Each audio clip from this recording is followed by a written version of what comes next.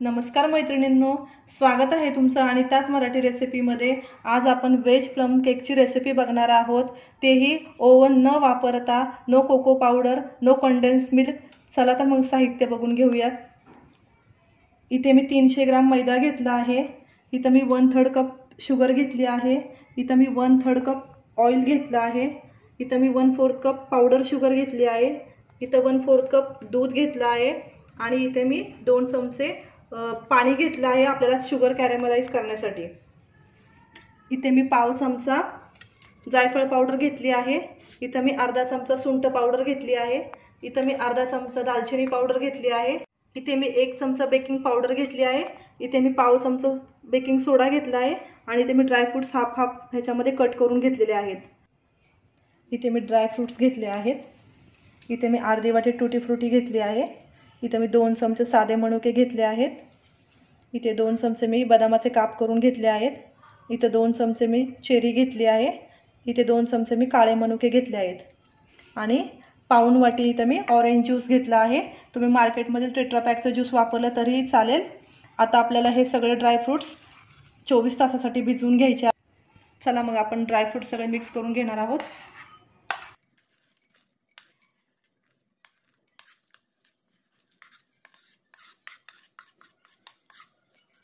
आता आपल्याला orange juice टाकून घ्यायचा आहे। आता हे सगळे ड्रायफ्रुट्स आपण 24 तासासाठी असंच भिजत ठेवणार आहोत।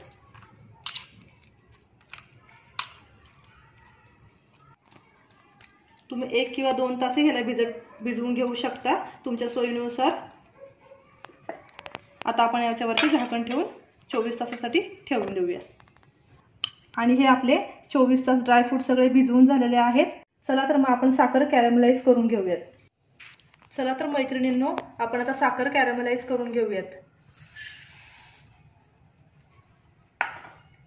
आता मी इथे 2 चमचे पाणी टाकते।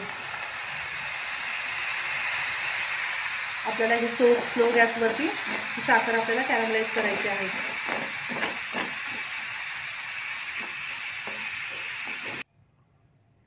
तर बघू शकता मैत्रिणींनो, आता आपल्या साखरचा कलर बदललेला आहे। आपलं हे सिरप झालं आहे कॅरमलाइज। आता अजून थोडासा कलर आपल्याला याचा बदलू द्यायचा आहे आणि आपल्याला याच्यामध्ये 1/4 कप पाणी टाकायचं आहे। तर बघू शकता मैत्रिणींनो, आता आपल्या इथं शुगर कॅरमलाइज झालेला आहे। आता आपल्याला याच्यामध्ये पाणी टाकून घ्यायचे 1/3 कप आणि गॅस बंद करायचा आहे आणि आपल्याला हे सिरप असं ढवळून घ्यायचं आहे।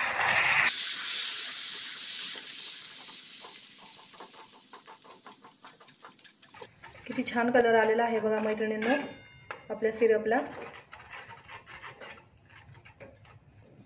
आता हे सिरप आपल्याला थंड होण्यासाठी साईडला ठेवून द्यायचं आहे। तर मैत्रिणींनो, आपले सिरप थंड होईपर्यंत आता आपल्याला केकचं बॅटर बनवून घ्यायचंय। अगोदर आपण तेल घालणार आहोत।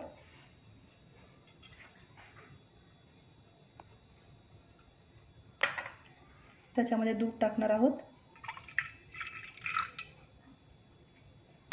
आणि हे छान मिक्स करून घेणार आहोत। तर आपलं दूध आणि तेल मिक्स करून झालेलं आहे। आता आपल्याला हा मैदा त्याच्यामध्ये टाकून घ्यायचा आहे।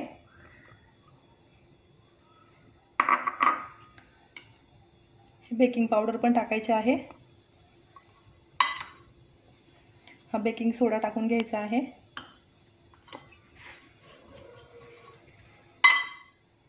ही पावडर शुगर ही टाकून घ्यायची आहे। ही सुंठ पावडर टाकून घेणार आहोत। दालचिनी पावडर, जायफळ पावडर। मी हे सगळं अगोदर चाळून घेतलं होतं। तुम्ही चाळून सगळं बॅटरमध्ये टाकायचं आहे। आता आपण हे सगळं मिक्स करून घेऊयात।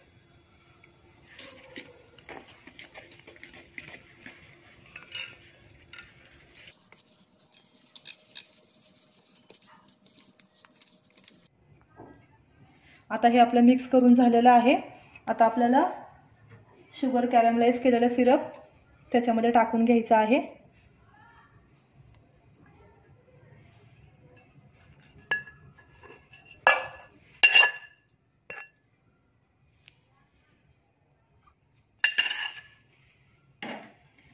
हे आपण मिक्स करून घेऊयात.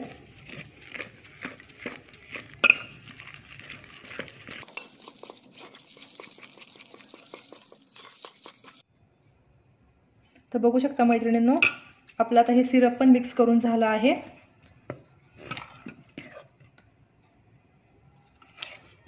एकदम छान आपलं झालं आहे, बॅटर मिक्स झालं आहे. आता आपल्याला हे ड्रायफ्रूट्स आहेत ते त्याच्यात टाकून घ्यायचे आहेत.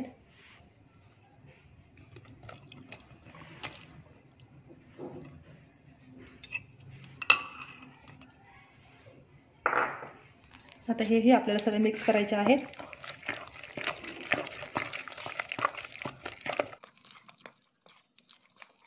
अशा पद्धतीने आपल्याला बॅटर बनवायचं आहे.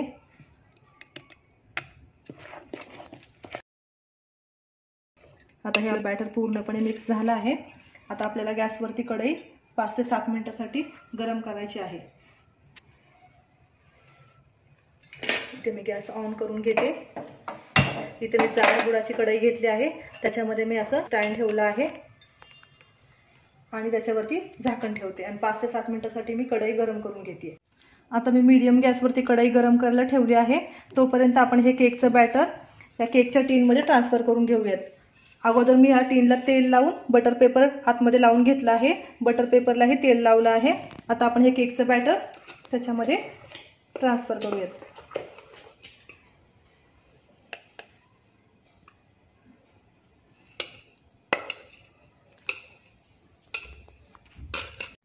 आता हे आपलं बॅटर सगळं आपलं टीनमध्ये ओतून झालेलं आहे. थोडंसं आपण टॅप करून घेऊयात. एअर बबल सगळे आपले निघाले पाहिजेत. आता इथं मी काजू बदाम गार्निशिंग करणार आहे वरती.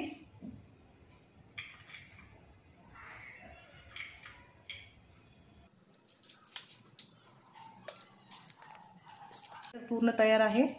आता आपल्याला कढईमध्ये हा केक ट्रान्सफर करून घ्यायचा आहे. गॅस मीडियम ठेवायचा आहे. 25 ते 30 मिनिटांसाठी हा केक आपल्याला बेक करून घ्यायचा आहे. 30 मिनिटं झाले की केक आपल्याकडे चेक करायचा आहे. तर मैत्रिणींनो, मी इथं गॅस ऑफ करत आहे. आता आपले 30 ते 40 मिनिटं झालेली आहेत. आता आपण आपला केक उघडून पाहूयात कसा झाला आहे तो. तर बघू शकता मैत्रिणींनो, किती छान आपला केक फुगला आहे.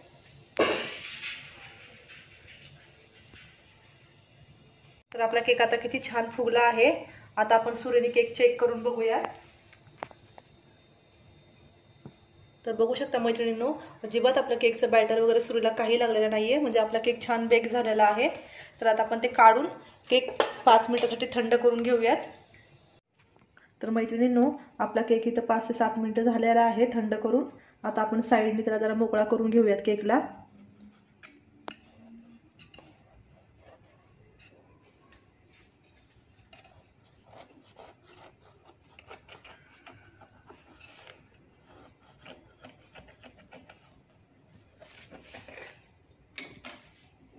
आता आपण प्लेटमध्ये काढून घेऊया केक.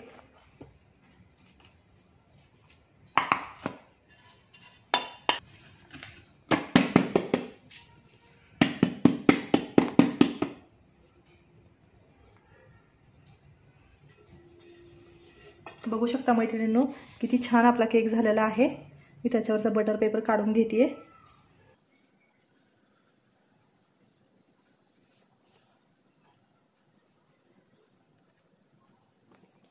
कुठूनही जास्त करपलेला नाहीये. सगळीकडून सेम कलर आला आहे आपल्या केकला.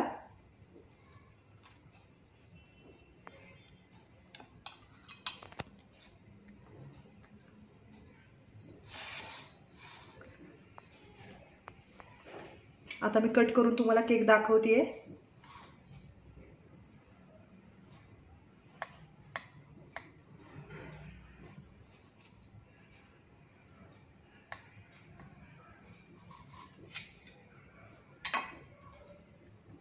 बघू शकता तुम्ही किती छान आपला केक झालेला आहे.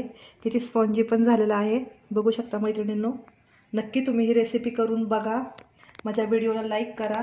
नक्की मला सबस्क्राईब माझ्या व्हिडिओला करा. Bye bye.